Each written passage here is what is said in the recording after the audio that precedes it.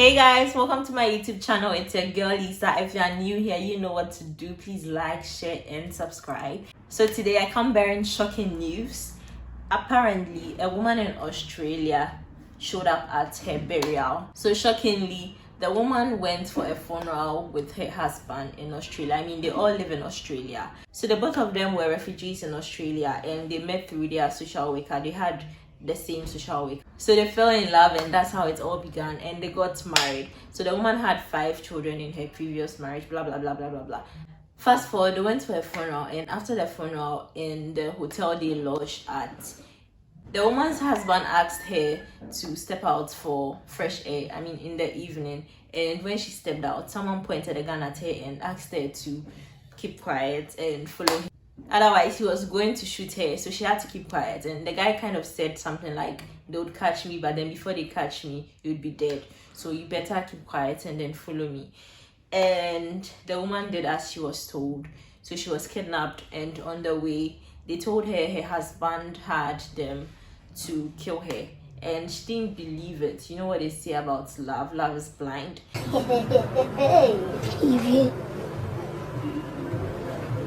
And they actually called the man on phone and they spoke to the man, and she was in so much shock.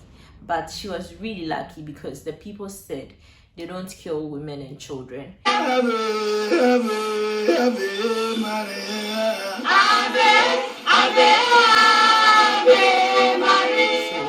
then they were not going to kill her, but then they wanted their money, and so she had to cooperate. And after they got their money, I think they got it after 2 days or something, then they released her to go home. But before they released her, they gave her records of the payments. That was 7,000 Australian dollars, and then phone conversation, text messages, everything to incriminate the man. So the man went back home and then organized a funeral. And when he organized the funeral, he told the whole community, the woman's family, that the woman died in a terrible car crash. And the woman went to sit, I mean, when it was time for the funeral, she just went to sit across the street in her car and she was watching the funeral. And she kind of felt like she just died and woke up, because like all these people crying and she's still alive. And she actually waited. I mean, I think I'm quite dramatic. I wouldn't wait for people to leave before I would make an appearance. Yes, so she actually approached the man when the last visitors were leaving, the last month, whatever, the last people who came to cry were leaving, and the man was in so much shock. Like, he was so surprised, and he's like, I thought you were dead and all that. And the woman said she's not dead, and the people the man had to kill her didn't kill her. And in the beginning, the man was denying the accusations. So the woman called the police and then she showed the evidence. So in court, the man finally pled guilty and he got 9 years imprisonment. So now the woman kind of feels like the 9 years is even too small, because how can you actually do something to your wife? And she said she suspects that the man suspected that the man thought that she wanted to leave him for another man, and she knew that the man is violent, but then she never thought the man was going to kill her or something. And I mean, I kind of think about it like, if you think the man is violent and you know that he is a threat to you, why do you go ahead to get married to him? Like, if you're afraid of the man, why you still now this is why we should actually leave abusive relationships. I'm sure probably the man is abusive too, because there's no way you can be staying with someone you are scared of and actually not think the worst. Well, it did happen. So I mean, let's just watch the video. Let's know what the woman said. I was so shocked and scary, and it was like my heart was already gone. I can see I'm already dead. They said their agreement of their job, that They are not key women and the children.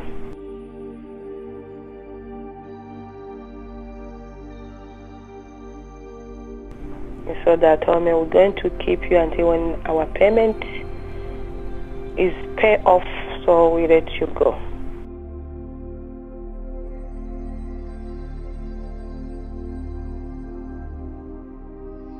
Because when he told them, he was crying like a small child. He was crying.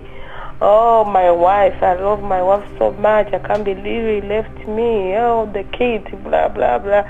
So the people that was believe him, because he's the one who keep talking to my brother in Africa, and he says, oh, my brother said they didn't find my body, or they didn't find. So yeah, when he saw me, it was, oh my goodness, he's like he see a ghost. He see, I don't know, he was like he needs somewhere to hiding himself. I can see how he's screaming. He said, oh, I'm finished. He told himself, I'm finished, and then he talked to his back home language too. I'm finished. You know, well, are you alive? I said, I'm surprised I'm alive.